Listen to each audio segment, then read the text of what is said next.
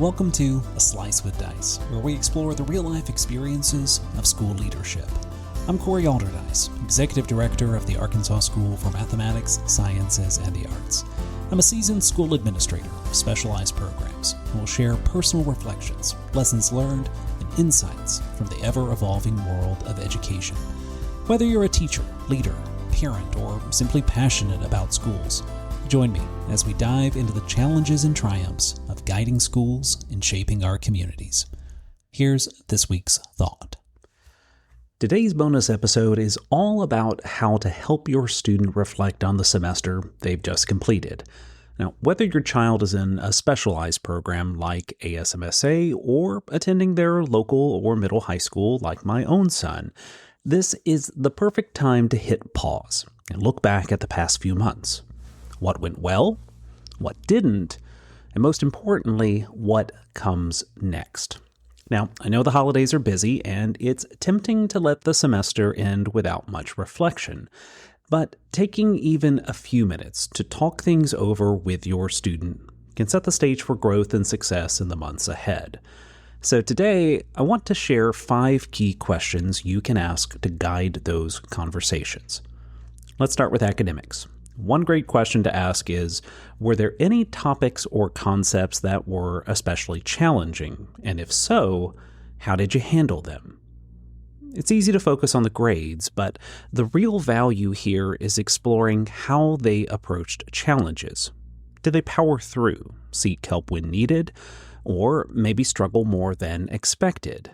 Their answers can give you a window into their mindset and strategies for responding to challenges, because let's face it, not all subjects are equal, as students may be strong in one area, but have room for significant growth in another. From there, you might ask, did your study habits work well for you, or do they need to change for the next semester? The transition to more rigorous coursework often requires students to rethink their study routines or even develop new ones for the first time. Maybe they found a system that really clicked, or maybe they need to tweak their schedule to find more productive times for homework or readings. Either way, this question helps set the tone for intentional planning.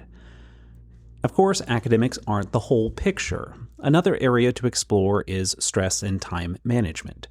You could ask, how did you handle stress during busy times? Students today juggle a lot: classes, activities, deadlines.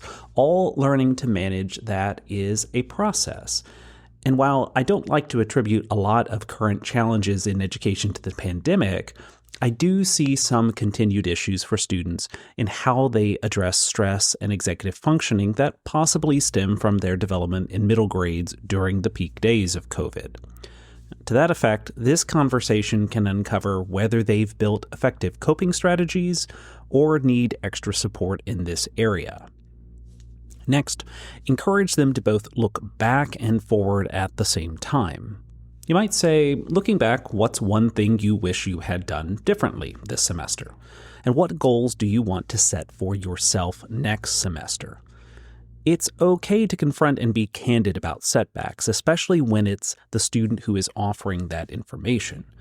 You see, reflection helps students identify patterns and see where they can grow, while goal setting gives them something concrete to work toward. And don't forget to ask, how can I support you in reaching those goals? Knowing they have your encouragement and understanding makes a big difference. Now, finally, and maybe most importantly, check in on how they're feeling overall. You can ask, how are you feeling about school? Excited, stressed, or somewhere in between?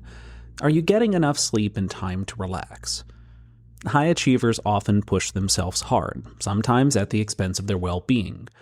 Giving them space to talk about how they're really doing can lead to important insights. The goal of these conversations isn't to fix every problem or map out the perfect plan for next semester. Instead, it's about creating a space where your student feels heard and supported. Growth doesn't happen all at once. It's built through reflection, trial and error, and the courage to try again. By asking thoughtful questions and truly listening, you're helping your student build confidence in their ability to problem solve and adapt. Remember, your role is to be their partner in growth, not their critic.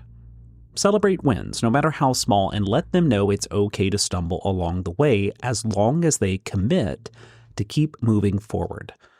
Balancing celebration with constructive feedback is essential because it reinforces their accomplishments while also highlighting areas for growth.